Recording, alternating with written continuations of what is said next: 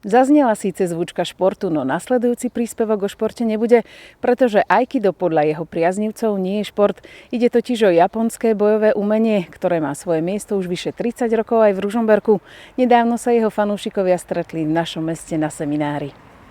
Pod vedením majstra Karola Olejníka opásaného 6 danmi sa poslednú oktobrovú sobotu stretli cvičenci aikido z rôznych kútov Slovenska práve v našom meste na seminári, aby získali nové vedomosti, skúsenosti, prehlbili svoje zručnosti a niektorí absolvovali aj skúšky technickej vyspelosti.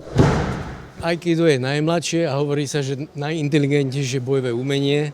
Je to systém, kde sa využíva energia súpera, ktorú spracujeme a ho vlastne tým eliminujeme.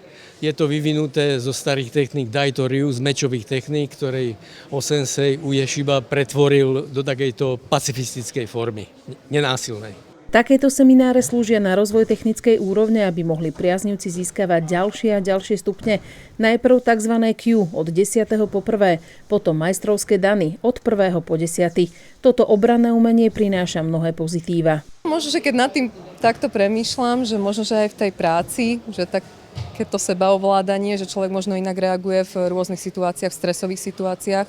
Určite nejakú sebadisciplínu, určite veľký pokoj, pretože toto je asi jediná vec v mojom živote, pri ktorej viem úplne vypnúť hlavu. Nič iné mi neprináša takéto poznanie ako aikido, čiže ja som za to veľmi vďačná. Netreba sa nechať odradiť, ak vás to nechytí hneď od začiatku. Po pár mesiacoch z vás Steven Seagal nebude a toho si treba byť vedomý.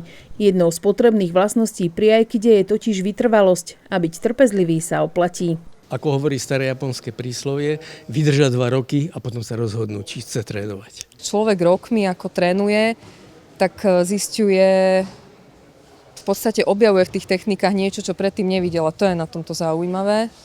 A to je na tomto lákavé, že vlastne stále nás to ťahá asi, ak môžem za seba hovoriť, možno aj za ostatných, že nás to v podstate núti stále viac a viac objavovať tie veci, ktoré sú v tom skryté. Keďže aikido nemá súťaže, úroveň sa posudzuje kvalitou technického prevedenia cvičení. Priaznivcom najmladšieho bojového umenia o súťaže a porovnávanie sa ale vôbec nejde. Hľadajú v ňom oveľa viac. Tým, že to nie je taký typický šport, keďže aikido nie je súťažné, tak určite je v tom zábava, je v tom pokoj, je v tom veľa učenia sa, veľa aj možno, že nejakých meditačných techník, veľa dýchania, čiže áno, dá sa v tom nájsť všetko možno. V prvom rade perfektnú náladu, priateľstva, telo získava pružnosť, ohybnosť, proste myseľ je jasnejšia. Aikido vychádza z prírodzeného pohybu človeka a preto nemá výrazné obmedzenia, pre koho je určené. Aj na seminári bolo vidieť približne 60 ľudí v rôznom veku. Aikidu sa totiž môže venovať a mať radosť z pohybu ktokoľvek.